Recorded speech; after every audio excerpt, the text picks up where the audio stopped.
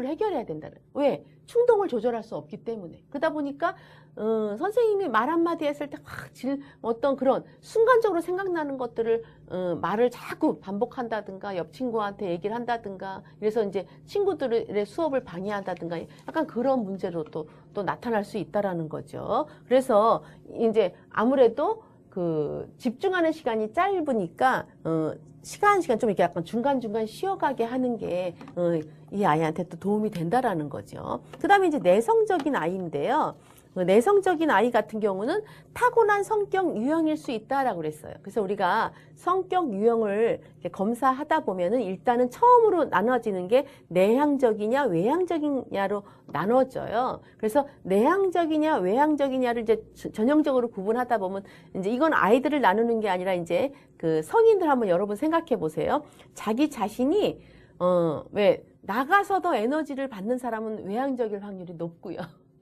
그 다음에 나는 집에 가만히 쉬고 있을 때 오히려 에너지를 충전받으면 내향적일 확률이 높은 거죠. 여러분이 그렇게 생각을 해주시면 돼요.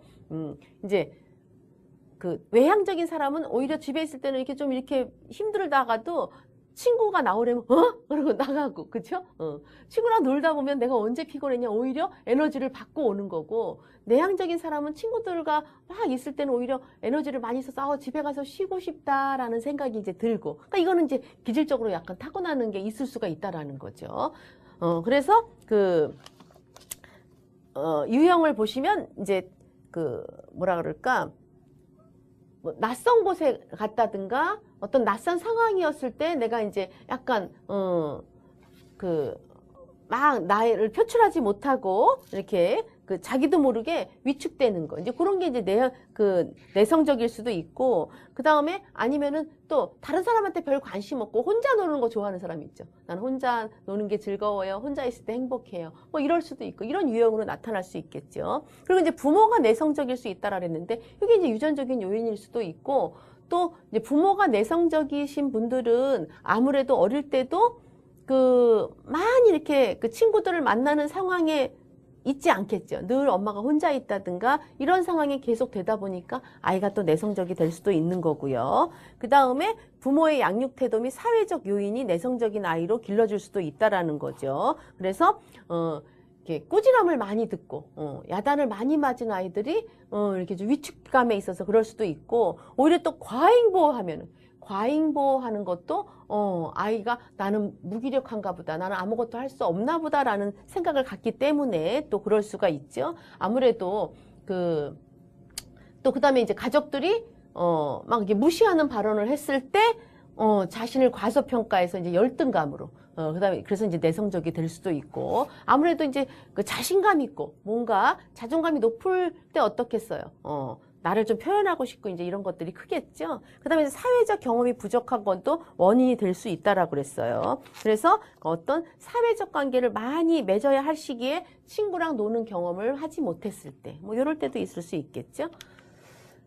그래서 이제 지도 방법은 아이의 내성적인 특성에 맞는 놀잇감을 줘라라고 그랬어요. 그래서 조용히 앉아서도 에너지를 표출할 수 있는 거. 그러니까 뭐 지점토를 한다라든가 모래놀이를 한다라든가 퍼즐을 맞춘다든가 작은 북을 한다든가 동요 테이프를 듣는다든가 뭐 이런 놀이를 해주면 좋겠고요. 그 다음에 이제 아이의 자율감이나 자신감, 적극성을 길러줘야 얘가 할 수 있을 정도의 어떤 과업을 주는 거죠. 얘가 할 수 있는 단계를 넘어서면은 우리가 자신감이 없잖아요. 그러니까 얘가 할 만한 정도 그런 것들을 주었을 때 하고 그 다음에 자기가 하고 싶은 일을 좀 마음껏 만끽할 수 있도록 해준다든가 그 다음에 이제 친구를 사귈 수 있는 기회를 제공한다라고 그랬는데 내성적인 아이의 특징은 친구들이 많으면 이제 위축이 되죠.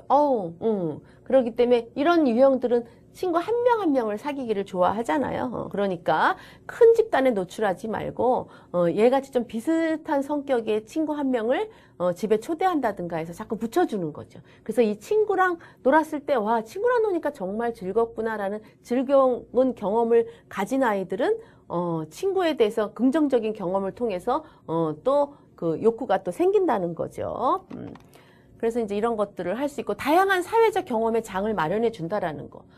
내성적인 아이 같은 경우는 여럿이 있는 건 싫지만 편안한 사람은 좋아하잖아요. 특히 오히려 한두 명 사귄 사람들은 그 친한 사람한테 오히려 또 주인공처럼 하죠.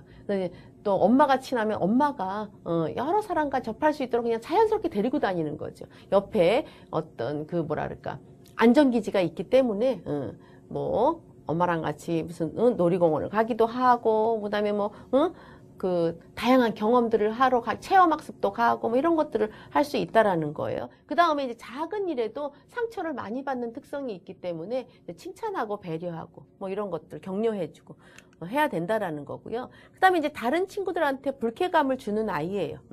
그래서 원인을 보시면 다 사랑받고 싶은 마음에서 비롯된 것일 수 있다라고 그랬어요. 그래서 이런 친구들은 이제 나쁜 행동 골라서 하는 아이죠. 그래서 치마 들추고, 그 다음에 그 이상한 소리 내갖고 아이들 시끄러워 그러고 귀 막는 거를 즐기는 거죠.